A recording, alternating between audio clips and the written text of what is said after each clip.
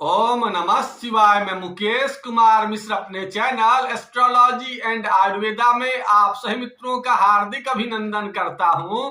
और आज आप सभी मित्रों के समक्ष हम जो टॉपिक को लेकर के उस टॉपिक का नाम है पति पत्नी के संबंधों को कैसे मधुर करें। तो सबसे पहले आज के एपिसोड में हम लोग जो बातें करेंगे कि पति और पत्नी के संबंध के जो मुख्य ग्रह होते हैं वो कौन होते हैं, और उन मुख्य ग्रहों की जानकारी लेने के बाद उसका क्या उपचार करना चाहिए कि पति पत्नी के संबंध हमेशा के लिए मधुर रहे। तो सबसे पहले अब यह चर्चा करते हैं कि पति और पत्नी के संबंधों का मुख्य ग्रह कौन होता है। तो आपकी जन्म कुंडली में सप्तम घर पति और पत्नी का कारक होता है।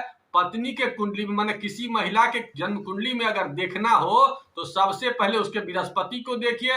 जिस भी लड़की का बृहस्पति अच्छा होगा और सप्तम भाव पर पाप प्रभाव नहीं होगा तो उसके जिंदगी जो होंगे वैवाहिक सुख अच्छी तरह से प्राप्त होगा। लेकिन जिसकी जन्म कुंडली में गुरु खराब होगा और सप्तम पर भी पाप प्रभाव होगा तो ऐसे में उसकी शादी तो हो जाएगी, और शादी के होने के बाद क्या होगा, पति अमेरिका में रहेगा और लड़की दिल्ली में रहेगी, या नहीं तो लड़की दिल्ली में है और पति उसका बंबई में है। इस प्रकार की संभावना देखने को मिलती है। इसके अलावा कभी कभी ये भी देखने को मिलता है कि पति पत्नी एक साथ अगर बैठे हैं तो पत्नी दूसरे रूम में है और पति दूसरे रूम में है, इसका भी मुंह फूला हुआ है और उसका भी मुंह फूला हुआ है। तो इसलिए यह देखना पड़ता है जन्म कुंडली में किसी भी महिला के कि उसका गुरु का पोजीशन क्या है और सप्तम भाव का पोजीशन क्या है। इस दोनों को देख लीजिए और देखने के बाद निर्णय कीजिए कि आपकी जन्म कुंडली में कहां कहां खराबी है, और उस खराबी को देखने के बाद उसका सामान्य उपचार होता है जिसकी हम आगे चर्चा करेंगे।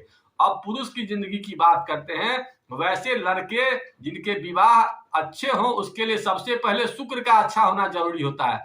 अगर आपकी जन्म कुंडली में शुक्र ग्रह अच्छा है तो आपकी अच्छी पत्नी मिलेगी, और साथ साथ अगर सप्तम घर पर शुभ प्रभाव है तो पत्नी से रिश्ता काफी अच्छा होगा। इसके अलावा जब आपके सप्तम पर पाप प्रभाव होगा और शुक्र भी कमजोर होगा तो पत्नी से हमेशा तालमेल अच्छा नहीं रहेगा। पत्नी रहेगी उस रूम में, आप रहेंगे इस रूम में, और अगर साथ साथ रहेंगे तो दोनों में मारा पीटी तक की भी संभावना हम देखते हैं कई कुंडलियों में। इसलिए सबसे पहले अपनी जन्म कुंडली का निरीक्षण कीजिए, और निरीक्षण के बाद उसमें जो भी पाप ग्रह होते हैं उसका सिलेक्शन कीजिए और पाप ग्रह का इलाज कीजिएगा।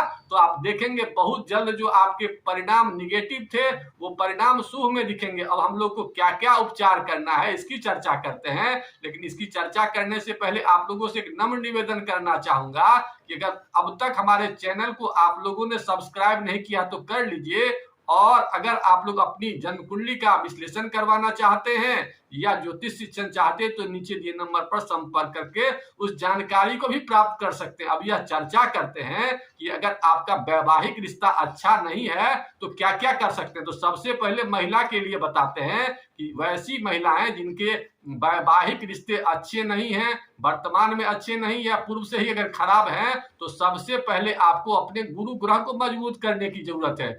गुरु ग्रह को मजबूत करने के लिए सबसे पहले आपको धार्मिक बनना है। चाहे आप किसी भी धर्म के हो, चाहे हिंदू हो, चाहे आप मुसलमान हो, या किसी भी या सिख जाति से हैं, किसी भी जाति के हैं, तो सबसे पहले आपको धार्मिक बनना है। मंदिर जरूर जाना है, गुरुद्वारा जरूर जाना है, ये सब चीज आपको करना है। इसके अलावा आपको पढ़ाई जरूर करनी है, चाहे आप जो भी पढ़ाई कीजिए, चाहे धार्मिक किताब पढ़िए, चाहे कोर्स की किताब पढ़िए, लेकिन कुछ देर किताब को लेकर के हाथ में पढ़िए जरूर। इसके अलावा अपने भोजन में सात्विक चीजों का प्रयोग ज्यादा कीजिए, वैसा चीज खाइए जिसमें जल की मात्रा ज्यादा हो। ऐसा करने से आप देखेंगे कि बहुत जल्द आपके मानसिक स्तर अच्छे हो रहे हैं। क्योंकि जब भी पति पत्नी का रिश्ता गड़बड़ होता है तो उसमें आपके वर्ड यानी वचन और आपके धैर्य की कमी होती है। चंद्रमा कमजोर होता है जिसके कारण आप कभी कभी किसी की को गलत बात कर देते हैं, वाणी दोष होता है। इसलिए वाणी दोष को कंट्रोल करने के लिए सबसे पहले अपने भोजन पर विशेष रूप से कमांड करना है। इसके अलावा आप 2-3 उपाय और करिए। अपने भोजन में हल्दी की मात्रा को बढ़ानी चाहिए। इसके अलावा अपने वास्तु में भी कुछ परिवर्तन करने की जरूरत है। तो इसके लिए उत्तर साइड में गंदगी नहीं हो इसका विशेष ख्याल कीजिए, और खाना बनाते समय आपका मुख पूरब दिशा की ओर हो। अगर पूरब नहीं कर पाते हो तो ऐसे में आप खाना बनाते समय गायत्री मंत्र को पढ़ा कीजिए। इसके अलावा और भी कुछ उपाय कर सकते हैं, जैसे कि आप अगर मांगलिक दोष से पीड़ित हैं तो ऐसे में आप चांदी का प्रयोग ज्यादा कीजिए और लाल कलर का प्रयोग कम से कम किया कीजिए। और घर में अगर वास्तु दोष हो तो वहां पर करिए क्या, जहां भी आपको लगे कि यहाँ पर बैठते हैं पति पत्नी तो ज्यादा रिश्ता खराब होता है, तो वहां पर आप कपूर में थोड़ा सा और भी अगर कोई चीज हो कपूर रख दीजिए। और कपूर नहीं हो तो कोई नमक होता है रॉकिंग साल्ट, कोई भी नमक जो भी आपके पास उपलब्ध हो वहां पर रख दीजिए, या समुद्री नमक जो टाटा वगैरह जो भी आपके पास उपलब्धता हो नमक की वहां पर रख दीजिए। अगर नमक नहीं हो तो फिटकिरी बाजार से ले आकर के फिटकिरी का भी प्रयोग कर सकते हैं। ये चीज अगर रख देंगे तो वास्तु जनित जो समस्या उसके कारण अगर रिश्ता गड़बड़ होता होगा तो उसमें सुधार करेगा। ये महिलाओं को ये उपाय करना है। और अगर ज्यादा परेशानी हो तो आप नारियल का भी एक लगे कि इस जगह पर हम पति पत्नी बैठते हैं तो ज्यादा झंझट होता है, तो वहां पर एक नारियल रख दीजिए और नारियल उस वास्तु दोष को वहां के खत्म करेगा। इसके अलावा वैसे लड़के जिनको अपनी पत्नी से अच्छे संबंध नहीं है, तलाक की स्थिति पहुंच गई है या उनसे बार बार झंझट होता है, तो उसको क्या करना है, तो उस लड़के को शुक्र को मजबूत करना है। शुक्र को मजबूत करने के लिए सबसे पहले ऐसे लड़के को अपने को अनुशासन में रखने का प्रयास करना है, अपने आप को सजा के रखने का प्रयास करना है। क्योंकि लड़की का पत्नी का जो संबंध होता है पुरुष के कुंडली में वो शुक्र ग्रह से संबंधित होता है। शुक्र मतलब होता है ऐश्वर्य, शुक्र मतलब आनंद, शुक्र मतलब वीर। जितना शुक्र अच्छा होगा उतना उसके जिंदगी में आनंद की प्राप्ति होगी, लड़की की प्राप्ति होगी। इसलिए सबसे पहले अपने आप को अनुशासन में करना है। इसके अलावा अपने भोजन में वैसे सामान का प्रयोग करना जो बॉडी में शुक्राणु को बढ़ाता है, शुक्र धातु को बढ़ाता है। जब तक शुक्र धातु नहीं शरीर में बनेगा तो शुक्राणु नहीं बनेगा, और शुक्राणु नहीं बनेगा तो आपके बॉडी का शुक्र अच्छा हो ही नहीं सकता। इसलिए सबसे पहले अपने भोजन में सफेद चीजों का प्रयोग ज्यादा कीजिए, जिसमें आपका साबूदाना का प्रयोग करिए, मखाना का प्रयोग करिए, कच्चा पनीर का प्रयोग करिए। इसके अलावा आप भी जल तत्व का प्रयोग करिए। जल तत्व के प्रयोग करने से आपके अंदर में भी जो आपकी मानसिक योग्यता है वो अच्छी होगी। इसके अलावा आप एक दो उपाय और कर सकते हैं कि अगर जिस ग्रह के कारण खराबी हो, मान के चलते राहु के कारण अगर खराबी है तो आप भी अपने ऊपर साफ सफाई पर विशेष ध्यान दीजिए। इसके अलावा अगर आप शनि जनित अगर समस्या से पीड़ित है, शनि के कारण अगर समस्या हो रही है, तो ऐसे में आप देर रात जागना बंद कीजिए, मोबाइल का प्रयोग कम से कम कीजिए, और साथ साथ अपने शरीर में सुगंध की मात्रा को बढ़ाइए। सुगंध जो है ना जरूर से जरूर प्रयोग किया कीजिए। ये सब सामान्य उपाय अगर आप लोग करेंगे तो हम समझते हैं कि पति पत्नी का जो रिश्ता है बहुत जल्द मधुर होने वाला है। महिला के लिए एक उपाय हम भूल गए थे, उसकी वो